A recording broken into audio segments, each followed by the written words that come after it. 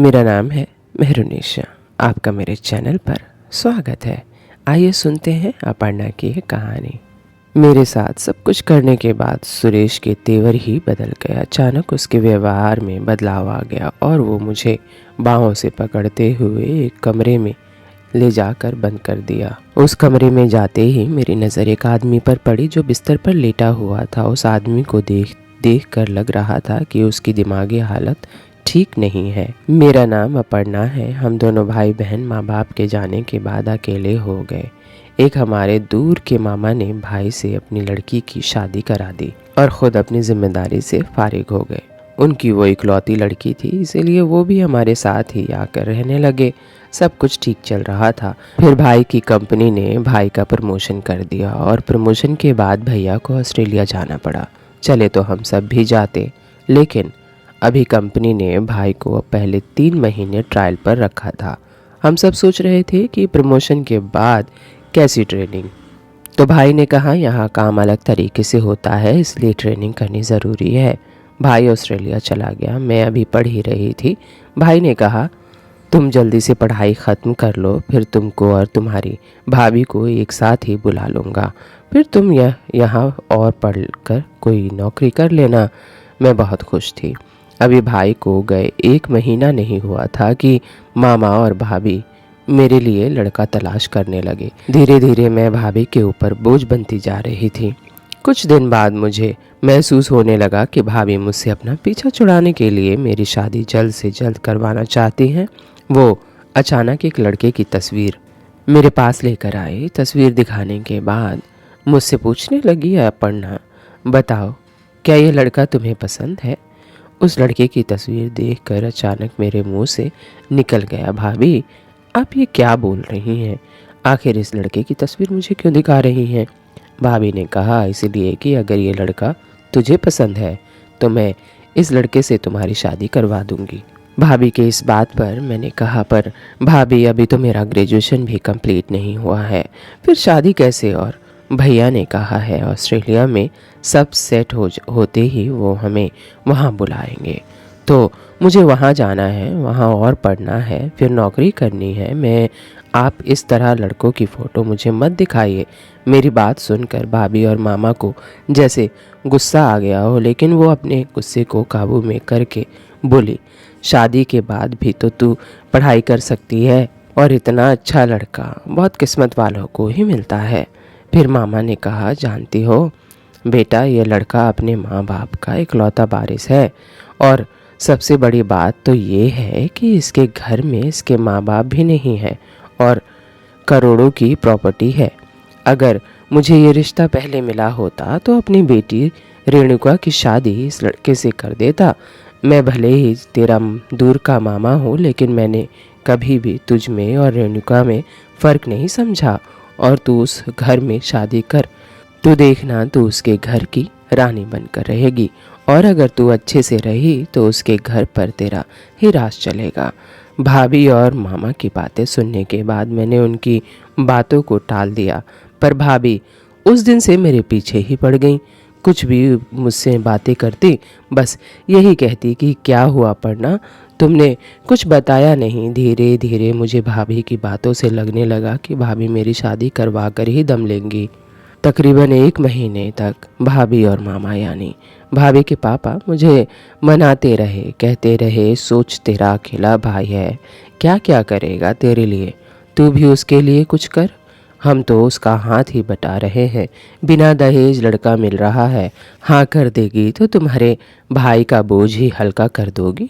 भाभी और मामा की बात मुझे ठीक लगी, इसलिए बहुत कुछ सोचने के बाद मैंने इस रिश्ते के लिए हाँ कर दिया, क्योंकि रिश्ता सुनने में तो अच्छा ही था, और आखिर हर लड़की को एक दिन शादी करके जाना ही रहता है, और भाई का बोझ भी तो हल्का हो जाएगा।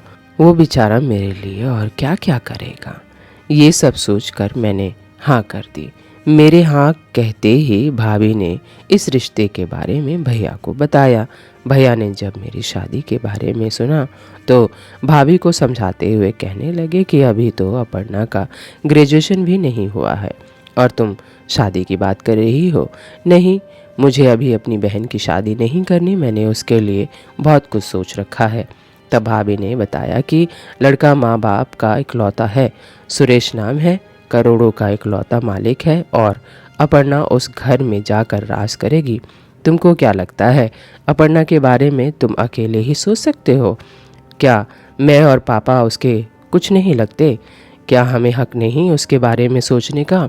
और ये मत भूलो कि हम लोग एकदम गैर नहीं हैं। भाभी की बात सुनकर भैया खामोश हो गए। लेकिन जब भाभी ने सुरेश के पैसे के बारे में बताया तो भाई ने कहा, ठीक है, मुझे पहले अपर्णा से बात करने दो, फिर मैं कुछ बात बोलूँगा। तो भाभी ने कहा, उसकी फ़िक्र तुम मत करो, उसने पहले ही सुरेश को पसंद कर लिया है।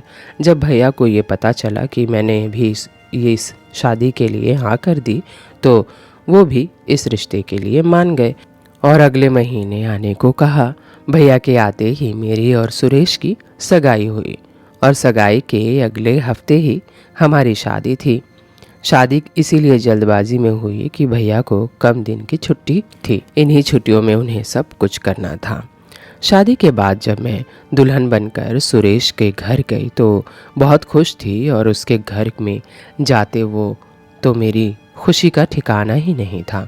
उसका महल नुमा आलीशान घर और घर में नौकर चाकर, ये सब देखकर तो मैं सोचने लगी कि भाभी ने जो भी किया मेरी भलाई के लिए किया, क्योंकि इतने बड़े घर में शादी होना किस्मत की बात होती है। शादी की रात मैं दुल्हन की सेज पर बैठी हुई अपने पति सुरेश का बेसब्री से इंतज़ार कर रही थी कि अचानक दरवाज़ा खुलने की आवाज़ आई और मुझे बड़े महंगे परफ्यूम की खुशबू भी आई। खुशबू सूंघते ही मेरा तन बदन खुशी के मारे खिल उठा। सुरेश कमरे में आया और मेरी ज़िंदगी को खुशियों से भर दिया। पर यह खुशी शायद कुछ ही पलों की मेहमान थी। मेरे साथ सब कुछ करने के बाद सुरेश के तेवर ही बदल गए। अचानक उसके व्यवहार में बदलाव आ गया और वो मुझे बाहों से पकड़ते हुए एक कमरे में ले जाकर बंद कर दिया। उस कमरे में जाते ही मेरी नज़र एक आदमी पर पड़ी जो बिस्तर पर लेटा हुआ था। उस आदमी को देखकर लग रहा था कि उसकी दिमागी हालत ठीक नहीं है। सुरेश उस कमरे में मुझे बंद करके बाहर चला गया। अपने साथ ऐसा होता हुआ देख मैं फूट फूट कर रोने लगी और मन में सोचने लगी कि आखिर ये क्या हो गया मेरी ज़िंदगी के साथ। मैंने अपनी नई ज़िंदगी की शुरुआत के कितने सपने देखे थे, पर सुरेश मेरे साथ ये क्या कर रहा है? मैं यही सब सोच सोच कर रो रही थी। तभी बिस्तर पर लेटा हुआ वो आदमी मेरे पास आया। मैं उसे देखकर घबरा गई और ज़ोर ज़ोर से चिल्लाकर रोने लगी। वो आदमी कमज़ोर और पागल सा भी लग रहा था। वो मेरे करीब बढ़ रहा था और मैं डर के मारे रोए जा रही थी। तभी उस पागल आदमी ने मुझे ज़मीन से उठाते हुए ऐसी बात बोला जिसे सुनकर मैं हक्का बक्का रह गई और सोचने लगी कि आखिर भाभी और मामा ने मुझसे किस बात का बदला लिया। कोई ऐसा तो अपने दुश्मन के साथ भी नहीं करता। उस पागल आदमी ने मुझसे बोला, रो मत, ये जो कुछ भी तुम्हारे साथ हो रहा है ये आज पहली बार नहीं बल्कि 3 साल से कई लड़कियों के साथ होता आ रहा है। सुरेश को नई नई लड़कियों के साथ खेलने की आदत है। उसने ऐसी ही कई लड़कियों के साथ शादी कर रात बिताने के बाद मेरे कमरे में छोड़ जाता है और अगली सुबह उन लड़कियों को के ऊपर मेरे साथ गलत इल्ज़ाम लगाकर उन्हें छोड़ देता है। मैं सुरेश का बड़ा भाई हूँ। मेरा नाम महेश है और सुरेश मेरा छोटा भाई है। माँ बाबा ने मरने से पहले सारी प्रॉपर्टी मेरे नाम कर दी थी, क्योंकि सुरेश अय्याश था। लड़की, शराब, जुआ यही इसका काम है, इसीलिए माँ बाप ने ये सारी प्रॉपर्टी मेरे नाम कर गए। इस बात पर सुरेश को बहुत गुस्सा आया और प्रॉपर्टी और पैसों के लिए मुझे दूध में पागल होने की दवाई देता है, ताकि जब मैं पूरी तरह पागल हो जाऊं तो वो मुझे पागल खाने में डालकर पूरे प्रॉपर्टी का वारिस बन जाए। पर सुरेश की सच्चाई मुझे कुछ दिन पहले ही पता चल गई। सुरेश की सच्चाई जानने के बाद अब मैं उसका दिया हुआ दूध नहीं पीता। शुरुआत में सुरेश का दिया हुआ दूध पीने के बाद मेरी दिमागी हालत धीरे धीरे ख़राब हो रही थी और उस दवाई की वजह से मैं शारीरिक रूप से भी कमज़ोर हो रहा था। पर उसकी हकीकत जानने के बाद जब मैं उसका दिया हुआ दूध नहीं पी रहा तो धीरे धीरे मेरी हालत में सुधार हो रहा है। मैं जानबूझकर सुरेश के सामने पागल बनने का नाटक करता हूँ कि उसको कुछ पता ना चले और उसे लगे कि मैं उसका दिया हुआ दूध पी रहा हूँ। पर मैं पागल नहीं हूँ। हाँ, अगर मैं उसका दिया हुआ दूध पीता तो शायद अभी तक पूरी तरह पागल हो जाता। पर सुरेश को लगता है कि धीरे धीरे मैं पागल होता जा रहा हूँ। मैं भी समय का इंतज़ार कर रहा हूँ। जब मैं शारीरिक रूप से मजबूत हो जाऊँगा तो मैं उसकी सच्चाई सबके सामने लाऊँगा। महेश की बात सुनने के बाद मैं पत्थर बन गई हूँ। जैसे मैंने पूछा कि आखिर मेरी भाभी और मामा को सुरेश का रिश्ता मिला कैसे। तब महेश ने बताया कि तुम्हारे मामा कुछ दिन के लिए मेरे पापा के ड्राइवर थे, लेकिन तुम्हारी भाभी रेणुका ने सुरेश के साथ कहीं भाग गई थी। फिर पापा ने जब तुम्हारे मामा से पूछा तो वो सफ़ेद झूठ बोल गए। तभी कुछ 2 दिन के बाद रेणुका अपने आप वापस आ गई और अपने पिता को बोलने लगी कि मैं सुरेश से नहीं महेश से शादी करूंगी। मेरे पापा उन दोनों बाप बेटी की चालाकियां समझ गए और उन्हें काम से निकाल दिया। तभी तुम्हारे मामा ने तुरंत रेणुका की शादी तुम्हारे भाई से कर दी। वो वहाँ खुश थी क्योंकि वहाँ उसके पिता भी रह रहे थे। तभी तुम्हारा भाई ऑस्ट्रेलिया चला गया और वादा कर गया कि वो रेणुका को भी साथ ले जाएगा, लेकिन वो अपनी बहन को भी ले जाएगा। ये दोनों बाप बेटी से बर्दाश्त नहीं हुआ, इसीलिए तुम्हारी शादी मेरे भाई से करा दी ताकि तुम रास्ते से हट जाओ और अपने भाई की नज़रों से भी गिर जाए। क्योंकि जब सुरेश तुम्हारा मेरे साथ नाम जोड़ेगा तो तुम खुद ही अपने भाई की नज़रों में गिर जाओगी।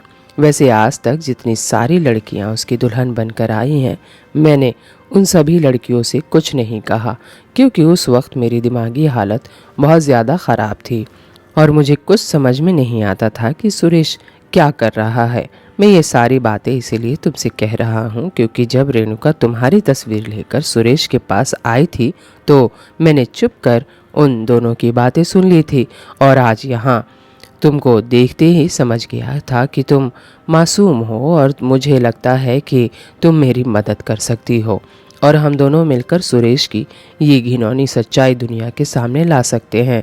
बताओ, क्या तुम मेरा साथ दोगी? महेश की बातें सुनकर मेरी आंखों में आंसू आ गए और मैं सोचने लगी कि मेरे भाई के साथ कितना बड़ा धोखा हो गया। महेश की बात सारी सच्ची थी। वो एक बहुत ही अच्छे इंसान थे और मेरे साथ भी इतना बड़ा धोखा भाभी और सुरेश ने ही किया था और आगे न जाने कितनी लड़कियों के साथ करता। अगली सुबह जब सुरेश ने मुझे छोड़ने की बात कही, उसने गुस्से में मुझसे कहा, तुम मेरे भाई के कमरे में क्या कर रही हो? जैसा हमने और महेश ने प्लान किया था, हमारा प्लान कामयाब हुआ। हमारा प्लान ये था कि जैसे ही सुरेश मुझे घर से निकालेगा, मैं चुपके से आकर महेश के कमरे में रहने लगूंगी और हमने वही किया। मैं महेश के कमरे में रहने लगी। हमने एक नौकरानी को कुछ पैसे दिए ताकि ये हमारा साथ दे सके। वह धीरे धीरे से मेरे और महेश के लिए कमरे में खाना भिजवा देती। कुछ दिन यूं ही गुजरते गए। धीरे धीरे करके महेश की हालत में सुधार हो गया और महेश ने सुरेश की सारी सच्चाई दुनिया के सामने लाकर रख दी। सुरेश रंगे हाथों पकड़ा गया और उसको पुलिस पकड़ कर ले गई। ये सब होने के बाद मैंने अपने भाई के पास फ़ोन किया और भाभी और मामा की सारी सच्चाई बता दी। भैया मेरी आप बीती सुनकर फूट फूट कर रोने लगे और कहा, अपर्णा तू कब से इतनी बड़ी हो गई? तेरे ऊपर इतना सब कुछ पड़ रहा था, तूने एक बार भी अपने भाई को नहीं बताया, अकेले ही सब कुछ सहती रही। सब सुनने के बाद भैया कुछ छुट्टी लेकर वापस इंडिया आ गए और आकर भाभी को तलाक देकर दोनों बाप बेटी को घर से निकाल दिया।